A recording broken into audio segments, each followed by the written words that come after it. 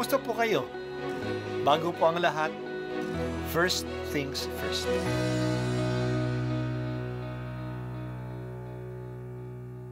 Good morning po. Sinisimulan po natin ngayon ang first things first. At dito po, tinatalakay natin sa unang bahagi ng umaga natin ay ang first readings na binabasa po sa banal na misa. Ito pong tinatalakay natin kasi madalas po marami na tayong alam tungkol sa gospel readings. Pero konti po ang nagsasalita sa first readings. Pero ang first readings, bahagi din po yan ng Biblia, ng banal na kasulatan.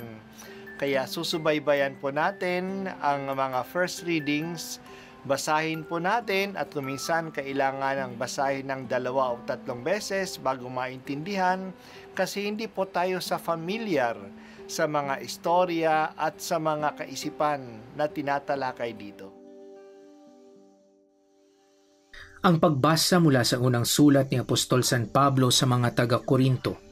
Mga kapatid, kung minsan ang isa sa inyo'y may reklamo laban sa kanyang kapatid, magsasakdal ba siya sa mga hukom na pagano sa halip na ipaubaya sa mga hinirang ng Diyos ang pag-aayos ng usapin nila? Hindi ba ninyo alam na ang mga hinirang ng Diyos ang hahatol sa sanlibutan? At kung kayo ang hahatol sa sanlibutan, hindi ba ninyo kayang hatulan ng ganyang kaliit na bagay? Hindi ba ninyo alam na tayo ang hahatol sa mga anghel?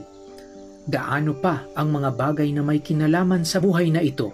Kung kayo'y may usapin, idudulog pa ba ninyo ito sa mga taong di kilala ang simbahan? Mahiya-hiya naman kayo.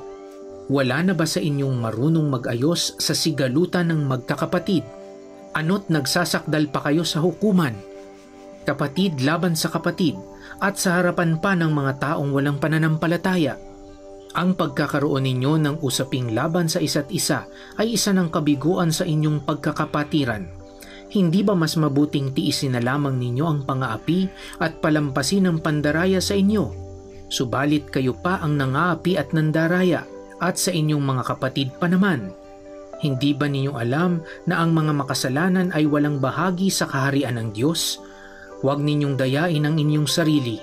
Ang mga nakikiapid, sumasamba sa Diyos-Diyosan, nangangalunya, nakikiapid sa kapwa lalaki o kapwa babae, ang mga magnanakaw, masasakim, mapaglasing, mapanlait o mandaraya, ang ganyang mga tao'y walang bahagi sa kaharian ng Diyos. Ganyan ang ilan sa inyo noon, subalit kayo'y nilinis na sa inyong mga kasalanan at itinalaga na kayo sa Diyos. Kayo'y pinawalang sala na sa pangalan ng Panginoong Hesukristo at ng Espiritu ng Diyos. Ang salita ng Diyos. Salamat sa Diyos. Praktikal ang liham ni San Pablo sa mga taga-Korinto. Ang mga problema na tinatalakay niya ay ang mga problema na pati ngayon ay nangyayari pa rin sa mga Christian communities.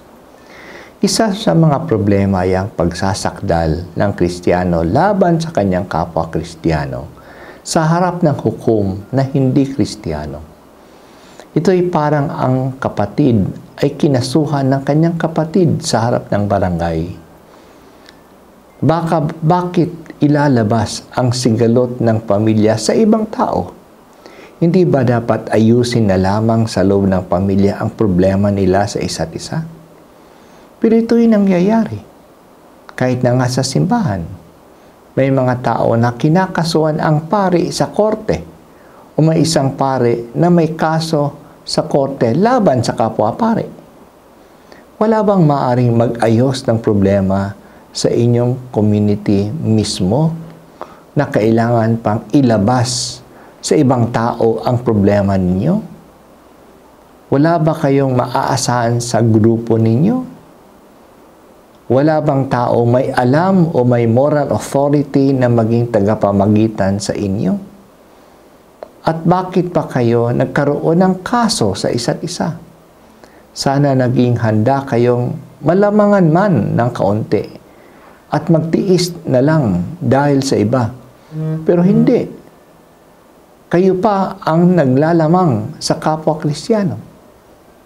Hindi ba magkapatid kayo kay Kristo? Huwag ninyong dayain na inyong sarili. Ang lahat ng gumagawa ng masama ay walang bahagi sa karya ng Diyos. Lahat ng uri ng kasamaan. At nagbigay si Pablo ng listahan ng masasamang gawain. Kasama na dyan ang pangangalunya, paglalasing, at pakikipagrelasyon sa kapwa lalaki o babae, homosexuality. Lahat ng yan ay may mga kasalanan. Ganoon ang buhay noon ng mga Kristiyano sa Korinto.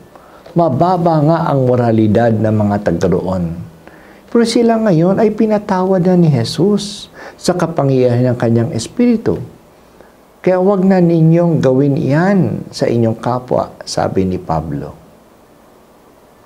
Marami ang tinatalakay ni Pablo sa pangyayaring ito. Una, huwag dapat tayong magkasala laban sa ating kapwa Kristiyano. Tayo magkakapatid kay Kristo. Magkaroon tayo ng kahandaan na magtiis at malamangan man ng iba, pero huwag lang tayo ang manlamang sa iba.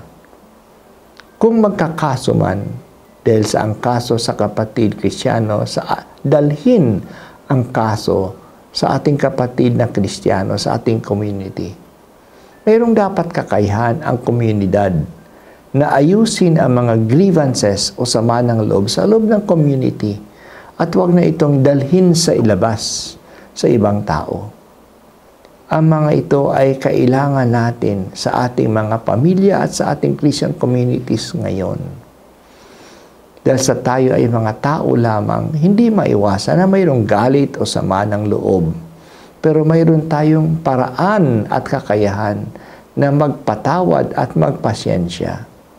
Gamitin natin ito at higit sa lahat, huwag na huwag tayo mismo ang manlamang, mandaya at manakit sa iba. Hindi na yan makakristiyanong gawin. Palalimin po ninyo sa aming simbahan, Panginoon, ang sense of brotherhood or sense of sisterhood. Bilang magkakapatid, maging mapagbigay po sana kami at maging handang magpatawad sa isa't isa. Ilimuin po ninyo ang anumang hidwaan sa aming Christian community.